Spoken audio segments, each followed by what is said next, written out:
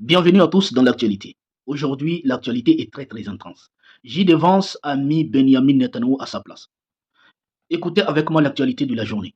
Écoutez avec moi la véritable actualité. Après l'accord signé avec les États-Unis, regardez la véritable actualité. On va commencer d'abord avec BFM qui nous dit les États-Unis ont accepté le principe des frais de pillage dans le détroit d'Ormuz aurait été ajouté au dernier moment dans l'accord avec Washington selon l'agence iranienne proche du pouvoir.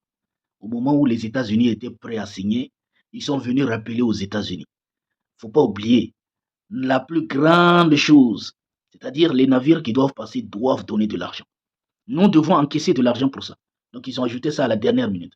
Là, nous sommes les échos qui nous disent Israël rêvait d'une opération chirurgicale. Il a obtenu une crise systématique mondiale que seule la diplomatie entre Washington et Téhéran peut désormais refermer.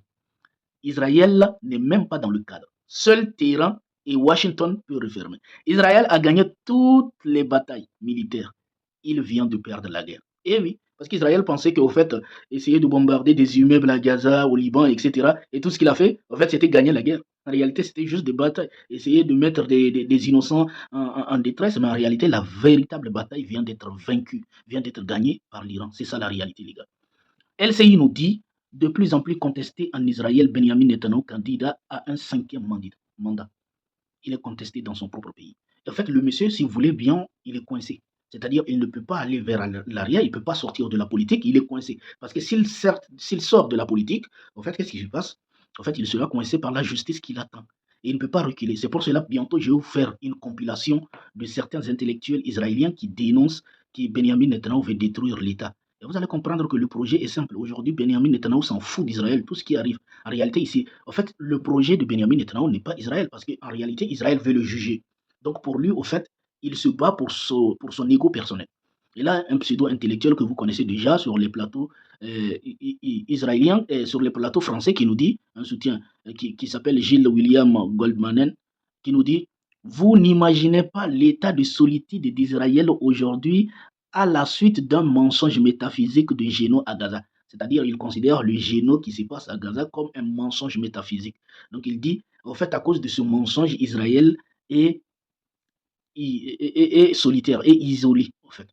Les gars, imaginez qu'on dit que ce qu'ils ont, soi-disant, vécu là, c'était un mensonge. Là, on est en train de voir, et tout le monde est en train d'être témoin de ce qui se passe à Gaza. Ils disent que c'est un mensonge. On ne va pas rentrer dans le débat. J'ai déjà dit une chose. Le karma connaît l'adresse de tout le monde. Ça, c'est la réalité.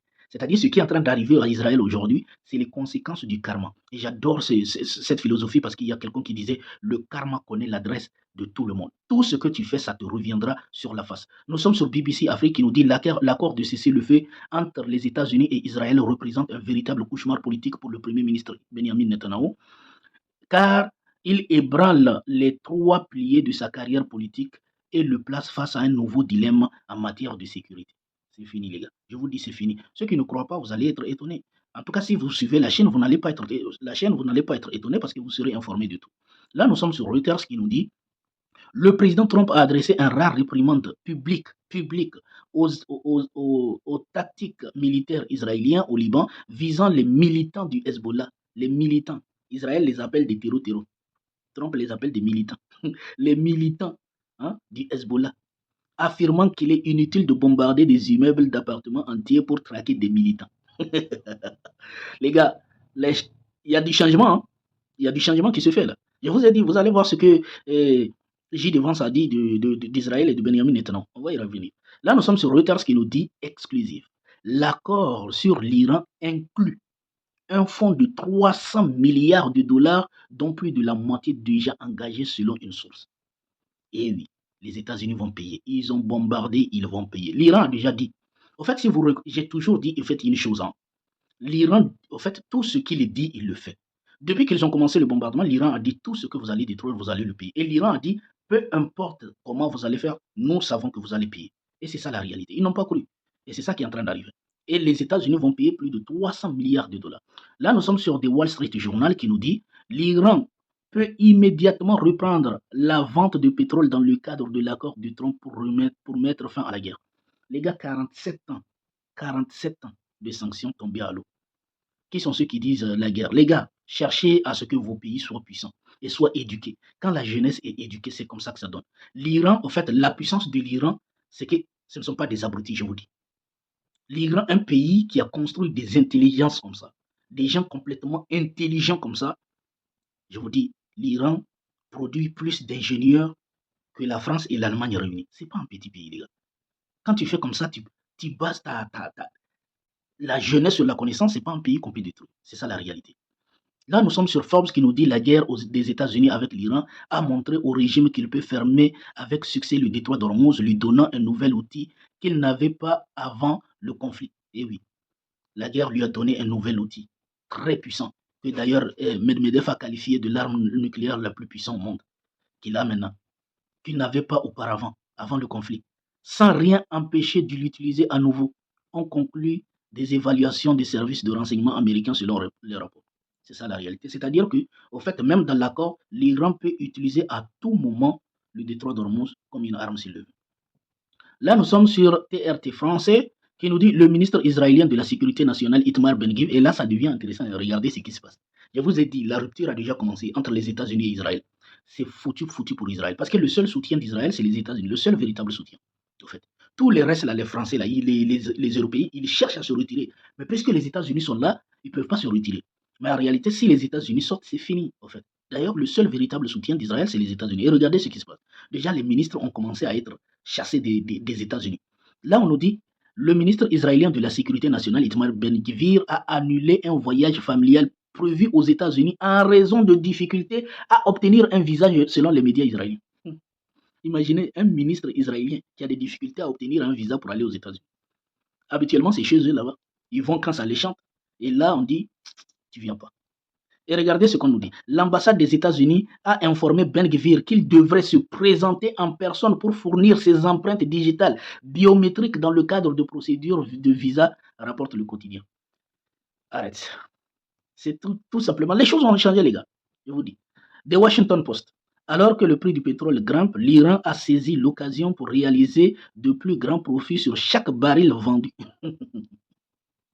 Alors que le prix du pétrole grimpe, l'Iran a saisi l'occasion de réaliser de plus grands profits sur chaque baril vendu selon des experts des sanctions et des données sur les expéditions du pétrole, en utilisant des réseaux financiers occultes et des paiements en crypto-monnaie pour contourner les restrictions internationales avec des recettes.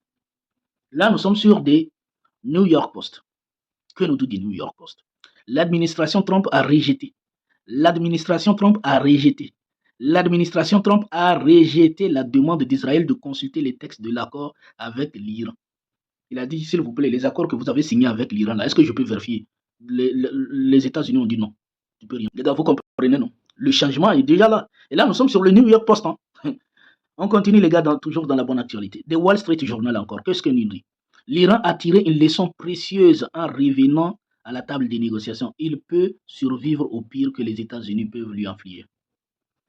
L'Iran a pris une leçon. C'est ça la réalité. Que tout ce que les États-Unis peuvent faire, il peut survivre. Et là, nous sommes sur le média de propagande israélien, où Mike Enkebiz qui nous dit, sans Israël, il n'y aurait pas d'Amérique. Je ne sais pas qui sont les États, qui est Israël pour que lui, c'est les soutiens d'Israël, les véritables soutiens d'Israël. Et qui dit non, mais sans Israël, il n'y aurait pas des États-Unis d'Amérique. Est-ce que ça a un sens? Hein? Israël qui a été inventé avant-hier. Et regardez la réponse. À l'intérieur de l'accord, l'Iran a fixé les termes. Trump a cédé Israël, mis sur la touche. Trump, il n'y aurait pas d'Israël sans moi. Ça, c'est la réponse de Trump. Puisque lui, il dit sans Israël, il n'y aurait pas des États-Unis d'Amérique. Et Trump lui dit sans moi, il n'y a pas d'Israël. Et c'est en partie vrai parce que rappelez-vous qu'en 2016, c'est Trump qui a d'ailleurs ouvert l'ambassade d'Amérique à Jérusalem.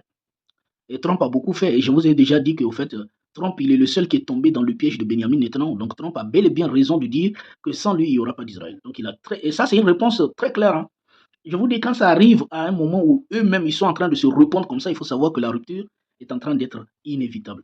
Et là, nous sommes encore sur le New York Post qui nous dit Trump permettra à l'Iran de vendre son pétrole dans le cadre de l'accord, offrant un coup de pouce financier au régime de Téhéran.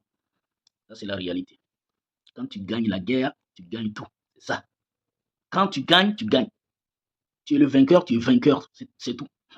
Bloomberg nous dit l'accord nucléaire émergent de Trump avec l'Iran risque d'assurer moins de restrictions que l'accord négocié par l'administration de Barack Obama. Mais c'est évident, c'est évident. Barack Obama n'a pas été assez bête pour attaquer l'Iran. Puisque Donald Trump, il a été assez bête. Parce que Donald Trump, en 2016, il disait l'accord d'Obama ne valait rien et il a déchiré l'accord. Et le voilà maintenant, il est en train de signer pire que ce que Obama avait signé. C'est ça la réalité, les conséquences de l'arrogance. Parce qu'il n'a pas respecté l'Iran à sa juste valeur. BBC News nous dit Téhéran présente l'accord avec les États-Unis comme une victoire, mais pas les Iraniens. C'est une nécessité. Téhéran présente l'accord avec les États-Unis comme une victoire, mais pour les Iraniens, c'est une nécessité. Là, nous sommes sur Al Jazeera qui nous dit le porte-parole du ministre chinois des Affaires étrangères, Li Geng, déclare que Pékin aidera les efforts de récupération et de reconstruction de l'Iran et au Liban, ajoutant que la Chine est profondément attristée par la catastrophe humanitaire causée par la guerre américano-israélienne. Ça, c'est ce qu'on appelle un allié. Ce n'est pas comme le traître de l'Inde là qui a trahi vraiment l'Inde. Les Indiens, c'est vraiment des traîtres. Ils ont trahi l'Iran, franchement. Et là, on a la Chine qui dit qu'il va aider à la reconstruction de l'Iran. Là, nous sommes sur le média de propagande israélien. Et là, qu'est-ce qui se passe? Donald Trump, il a dit, au fait, c'était quoi la stratégie de Donald Trump? Donald Trump dit, au fait, à Israël de sortir du Liban, puisqu'il y a l'accord qui est signé, donc de sortir du Liban, et comme ça, lui, il va pousser Ahmed Shara, le soi-disant président de la Syrie, l'ancien terreau. Je tiens à rappeler qu'en 2017, il y avait plus de 10 millions de dollars sur sa tête. Et il est devenu maintenant l'ami des pays occidentaux. Et maintenant, c'était quoi la stratégie de Donald Trump? Donald Trump voulait qu'Israël se retire du Liban et il va envoyer Ahmed Shara avec ses militaires d'aller combattre contre le Hezbollah. Donc il va mettre les Arabes là, qui ne valent rien, il les met ensemble, ils se bagarrent entre eux et Israël sort. Et là, Ahmed Shara refuse pour l'heure d'affronter le Hezbollah. Le monsieur a dit non. Le Hezbollah, c'est pas moi, je n'ai rien à voir avec eux. Israël n'a qu'à se démarrer tout seul. Là, nous sommes encore sur Forêt Policy qui nous dit une guerre de choix s'est transformée en désastre stratégique pour Washington. Là, nous sommes sur BFM qui nous dit un fonds d'aide de 300 milliards de dollars levé, des sanctions de 1979 dégelées, c'est-à-dire des sanctions qui existaient depuis 1979 ont été dégelées des avoirs. Donald Trump est prêt à offrir une très grosse contrepartie financière à l'Iran pour conclure un accord.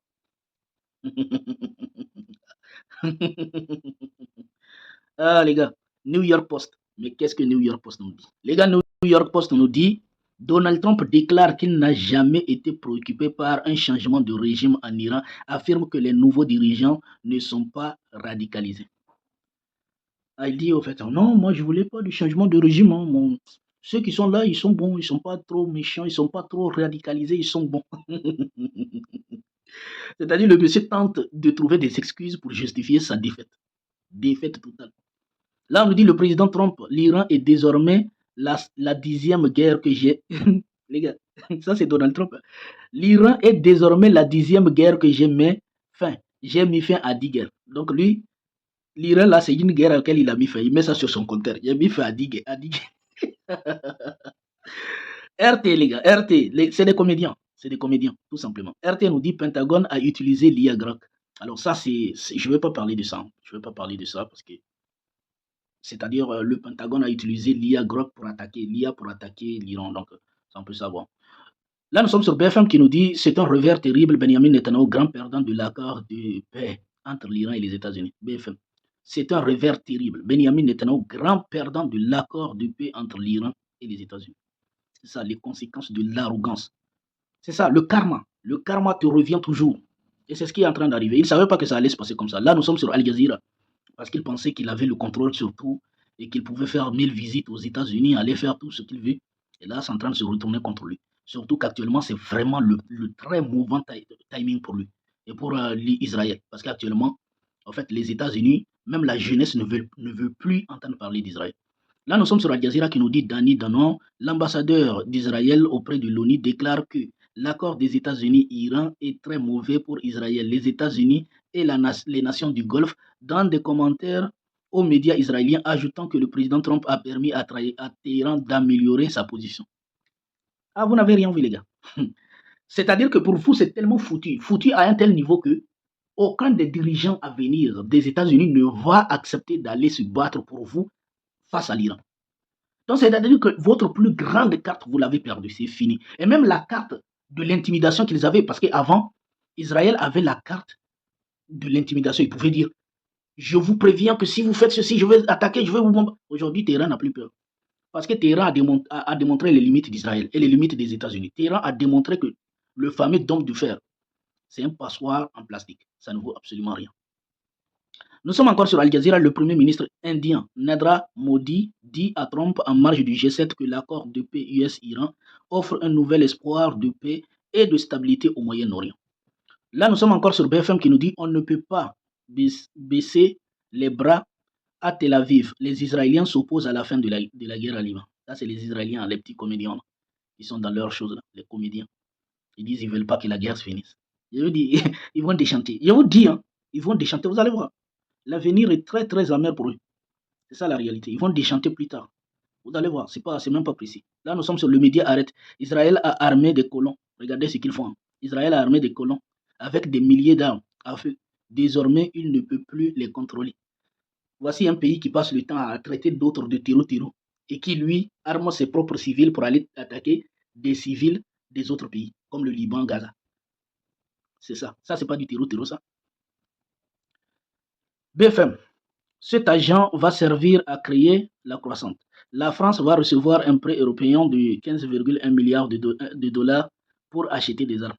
La France aussi est à sec, on va parler de ça après. La France est à sec jusqu'à il va demander de l'aide, de lui donner de l'argent pour qu'il achète des armes. On n'a rien vu encore. Là, nous sommes sur Reuters. Trump. Injuste pour l'Iran de ne pas avoir missiles balistiques si d'autres pays l'ont. Le gars, Trump est devenu le défenseur de l'Iran. Trump dit c'est injuste de dire à l'Iran de ne pas avoir de missiles balistiques. Pourquoi on peut dire à l'Iran de ne pas avoir de missiles balistiques alors que d'autres pays l'ont? Ça, c'est Trump qui le dit, hein. Reuters. New York Post, l'Iran promet d'aider le Hezbollah. C'est ça la réalité. Je dis maintenant, ça, c'est foutu pour Israël. Parce que l'Iran va mettre tout ce qu'il faut comme aide maintenant. Parce que maintenant, toute la porte est ouverte. L'Iran va aider considérablement le Hezbollah. L'Iran promet d'aider le Hezbollah une fois que les avoirs seront dégelés et que les sanctions seront levées. C'est fini. Il a dit, monsieur Israël, là, c'est foutu pour lui. Là, nous sommes sur monsieur Massoud Pejanskian qui nous dit, ceci est un document historique. Ceci est un document historique et un message de l'Iran puissant. La paix sera réalisée à l'ombre du respect mutuel. Regarde, écoutez ce qu'il dit. Hein. Ceci est un document historique et un message de l'Iran puissant. La paix sera réalisée à l'ombre du respect mutuel. À partir de maintenant, on a démontré notre puissance. Vous savez, moi, par exemple, je ne sais pas si c'est votre cas, mais mes meilleurs amis que j'ai actuellement et qui écoutent mes vidéos, qui savent que ce que je dis c'est vrai, ce sont des gens avec lesquels on s'est bagarré bien. Parce que j'ai réussi à mettre des limites. C'est que dans la vie, si tu veux avoir de meilleurs amis, il faut savoir mettre des limites. Tant que tu n'as jamais su mettre tes limites à quelqu'un, tu n'as pas encore un bon ami. Et c'est comme ça. L'Iran est en train de dire, maintenant qu'ils ont compris mes limites, qu'ils ont compris ma ligne rouge, qu'il y a quelque part où tu ne rentres pas dans moi. Maintenant, c'est l'heure de la paix. Et ceci est un document historique et un message de l'Iran puissant. La paix se réalise à l'ombre du respect mutuel. C'est ça la réalité. Sans le respect. Il continue à nous dire, la République islamique d'Iran s'engage à rester fidèle à la paix mondiale en préservant sa dignité et son indépendance ainsi qu'à la promotion du progrès et de la coopération régionale. Encore, là nous sommes sur des Associated Press qui nous dit le vice-président J.D. Vance met en garde les critiques américains et israéliens contre l'attaque du seul allié puissant qui lui reste dans une réprimande extraordinaire. Il met en garde Israël. Ça, c'est le vice-président J.D. Vance. Je pense que c'est lui qui sera prochainement président. En tout cas, c'est ce qui est prévu par Donald Trump et toute cette clique-là, peut-être qu'il sera le prochain président des États-Unis. Et lui, il est très critique envers Israël. Lui, il n'aime pas du tout Israël, ce monsieur-là. Et il dit clairement qu'au fait, Israël devrait les respecter. Le vice-président J.D. Vance met en garde les critiques américaines et israéliennes contre l'attaque du seul allié. Nous sommes votre seul allié puissant qui reste dans les réprimandes. Donc, ne continuez pas avec moi. Là, nous sommes sur France 24 qui nous dit protocole d'accord. L'Iran a exigé et obtenu que Trump signe le texte en persan. L'Iran a mis ses exigences partout, c'est-à-dire tout. Jusqu'à il demande à Trump faut signer en persan. Faut signer des documents en persan. Là, on nous dit ABC News qui nous dit le président iranien Massoud Pezeshkian a publié jeudi des images du mémorandum d'accord signé entre l'Iran et les États-Unis, le qualifiant de document historique. Avec ce message, la paix sera réalisée à l'ombre du respect mutuel. C'est ce qu'on a vu tout de suite. Là, on nous dit la guerre de Trump avec l'Iran a été un gaspillage de temps tragique et coûteux. C'est juste du gaspillage de temps. Ce n'est pas du gaspillage de temps puisque ça a permis à l'Iran de se faire respecter. En tout cas, c'est peut-être un gaspillage de temps pour les Américains, mais pas pour les Iraniens. Là, nous sommes sur France Info qui nous dit la pire bourde de politique étrangère depuis des décennies aux États-Unis. La signature de l'accord entre l'Iran et les États-Unis vivement critiquée dans le camp de Trump. Ils vont faire quoi? Ils vont rien faire. New York Post nous dit Trump qualifie les critiques de son plan sur l'Iran de fou et de stupide, alors que le président affirme avoir été dur avec l'Iran. Là, nous sommes sur le média israélien qui nous dit aux responsables de Tzal, l'accord avec l'Iran pourrait plonger l'armée et faire marche arrière sur l'incursion au Liban. Faites marche arrière, sortez si vous êtes intelligent. Là, on nous dit le président Trump déclare que les États-Unis rendront à l'Iran son argent gelé. Regardez ce que Trump dit. Le président Trump déclare que les États-Unis rendront à l'Iran son argent gelé. Et regardez ce qu'il dit. Ce n'est pas notre argent, c'est leur argent. Il n'y a pas plus coincé que Trump, tu meurs, mon ami. Le vice-président américain J.D. Vance critique le gouvernement de Netanyahu. Ça, c'est la réalité. Le vice-président américain J.D. Vance critique le gouvernement de Netanyahu. Au cours des 3 derniers mois, les 2 tiers des armes défensives qui ont protégé Israël ont été fabriqués par les mains américains et payés par le contribuable américain. Je dis, quand vous êtes 2 amis et que vous arrivez à ce que l'autre te rappelle que tu te rappelles quand toi et moi on était dans l'autre restaurant là, c'est moi qui ai payé le restaurant, c'est moi qui t'ai nourri. Tu te rappelles que je t'avais acheté un bidon d'eau, tu te rappelles que je t'avais acheté du kebab, tu te rappelles que je t'ai fait ça là. C'est-à-dire que c'est la rupture totale. C'est ça la réalité.